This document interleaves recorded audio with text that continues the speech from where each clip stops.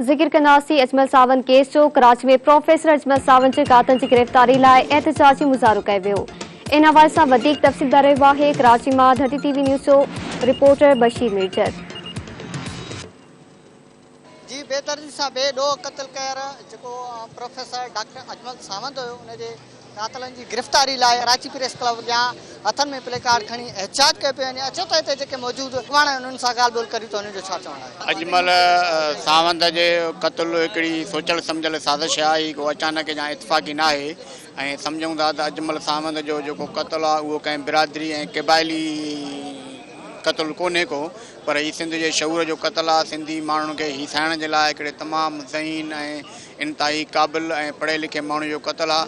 ऐं हू अहिड़ो माण्हू हुयो जेको हिकिड़ो PhD होल्डर, फ्रांस में हुनखे इलाही मुरादूं मिलण जे बावजूदि बि हुन वटि क़ौमी गैरत हुई, क़ौमी जज़्बो हुयो त आउं वञी पंहिंजे मुल्क में घटि पघार ॾेई तकलीफ़नि में बि वञी पंहिंजे माण्हुनि खे जेको आहे इल्मु ॾियां। तालबु अदा कयूं त फौरी तौर ते अजमल सावंत जे कातलनि खे गिरफ़्तार कराए ऐं उन्हनि खे कैफ़र किरदार ताईं पहुचायो वञे। ऐं सिंध जो हिकिड़ो पढ़ियल लिखियल माण्हू उनखे इन तरह सां जेको आहे शहीद करणु तमामु वॾी नाइंसाफ़ी ऐं ज़्यादती आहे।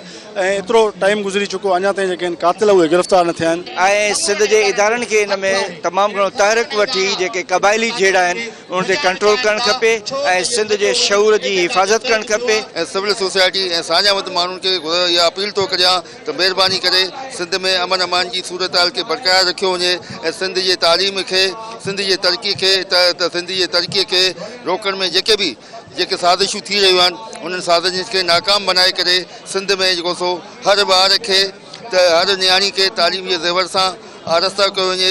जंहिं क़ौम में शऊर जो क़त्ल थींदो आहे उन जो मतिलबु हूंदो आहे त उन क़ौम जो क़त्ल थियो आहे। तंहिंजे करे इन सूरत हाल में सॼी सिंध खे उथी खड़ो थियणो आहे, सॼी सिंध खे मुनज़िम जेको तौर ते एहतजाज करणा आहिनि, आवाज़ उथारणो आहे ओसी ताईं जेसि ताईं कातिल गिरफ़्तार नथा थियनि। इन्हनि मुतालबो कयो हुकूमत खां त फौरी तौर ते हुन मामले जी जेको आहे सो कमीशन जोड़े ऐं जेके मुलस जवाबदार आहिनि उनखे कैफ़रे किरदार ताईं पहुचायो वञे। कैमरामैन शाहिन अली सां गॾु बशीर मिर्जत, धरती टीवी न्यूज़, कराची।